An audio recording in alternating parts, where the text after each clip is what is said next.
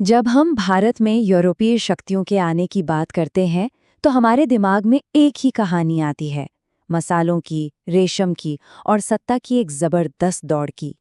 लेकिन इसी दौड़ में एक खिलाड़ी ऐसा भी था जिसका मकसद कुछ और ही था। चलिए आज उसी अनसुनी कहानी की परतों को खोलते हैं। जरा सोचिए इस बारे में। जैसे ही कोई कहता है यूरोपीय भारत आए तो मन में कौन सी तस्वीरें बनती हैं? इतिहास की किताबों और फिल्मों ने हमारे दिमाग में कुछ खास छवियां बना दी है ना। आमतौर पर तीन ही चीजें सामने आती हैं: दौलत, कब्जा और लड़ाइयां। जी हाँ, सबसे पहले तो व्यापार। मसाले, कपड़े और दूसरी कीमती चीजों का वो शानदार कारोबार जो एक चुंबक की तरह यूरोपीय लोगों को पूरब की तरफ खींच रहा था। ये मुनाफे की एक ऐसी कहानी थी जिसने दो महाद्वीपों को एक दूसरे से जोड़ दिया था। और व्यापार के साथ साथ शुरू हुई जमीन पर कब्जा करने की होड़।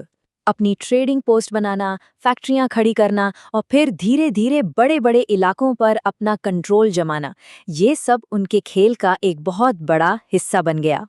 और जाहिर सी बात है, जहां इतना पैसा और इतनी जमीन दांव पर लगी हो, वहां लड़ाई झगड़ा तो होना ही था। बहुत जल्द ये यूरोपीय ताकतें आपस में ही एक दूसरे से भिड़ने लगीं और इस उपमहाद्वीप पर अपना दबदबा कायम करने के लिए बड़े बड़े युद्ध हुए।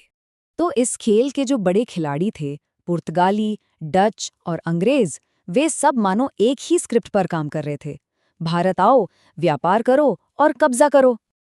यहाँ एक बहुत ही दिलचस्प पैटर्न देखने को मिलता है। पुर्तगाली आए तो उनका फोकस था मसालों और अपनी नौसेना की ताकत पर। डच चाहते थे कि व्यापार पर सिर्फ उनका कब्जा हो और अंग्रेजों का इरादा व्यापार के साथ साथ जमीन पर नियंत्रण करना भी था। मतलब रास्ते थोड़े अलग अलग थे पर मंजिल सबकी एक ही थी, व्यापारिक दबदबा। और फिर इस कहानी में एंट्री हुई फ्रांसीसियों की, जिन्होंने आते ही अंग्रेजों को जबरदस्त टक्कर दी। जो कर्नाटक युद्ध हुए वो इस बात का पक्का सबूत थे कि भारत में यूरोपीय लोगों की महत्वाकांक्षाएं सिर्फ दौलत कमाने तक सीमित नहीं थीं, बल्कि अब वे यहाँ सत्ता भी चाहते थे। पर कहानी में एक और मोड़ है। इस पूरी दौड़ में एक और यूरोपीय खिलाड़ी भी था जिसकी कहानी अक्सर नजरअंदाज कर दी जाती है। तो अब बात करते हैं डेन्स की। डेनमार्क से आए ये लोग भी भारत पहुंचे थे, लेकिन उनकी कहानी बाकी यूरोपीय शक्तियों की कहानी से काफी अलग थी। अब पहली नज़र में तो सब कुछ बिल्कुल वैसा ही लगता है। 1616 में एक ईस्ट इंडिया कंपनी बनी और 1620 में भारत में एक फैक्ट्री भी खुल गई। ये तो वही पुरानी कहानी लग रही है ना। यही तो सबसे बड़ा सवाल है। क्या डेन्स भी उसी रास्ते पर चल रहे थे जिस पर पुर्तगाली, डच और अंग्रेज पहले से ही दौड़ रहे थे? लेकिन इसका जवाब शायद थोड़ा हैरान करने वाला है। सच तो ये है कि डेन्स इस भीड़ से बिल्कुल अलग थे। उनका भारत आने का मिशन, उनका मकसद बाकियों से एकदम जुदा था, इतना कि शायद किसी ने सोचा भी नहीं होगा। तो फर्क क्या था?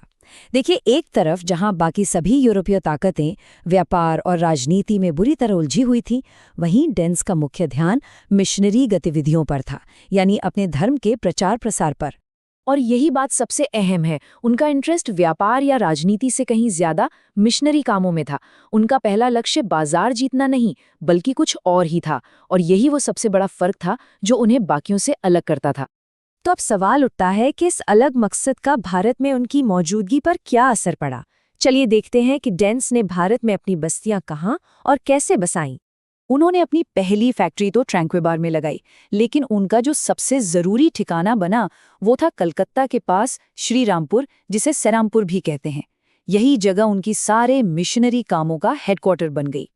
तो कुल मिलाकर डेनिश कहानी हमें ये दिखाती है कि उस दौर में भारत आने वाला हर यूरोपीय एक ही लालच से नहीं आया था। उनकी मौजूदगी बहुत छोटी थी, उनके किले बाकियों की तरह मजबूत नहीं थे, और उनकी विरासत व्यापार से ज्यादा सांस्कृतिक और धार्मिक थी।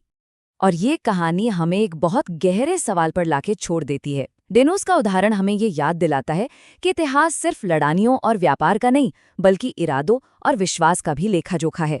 ये सोचने वाली बात है कि किसी भी समूह का असली मकसद उसकी पूरी विरासत को किस तरह से बदल सकता है।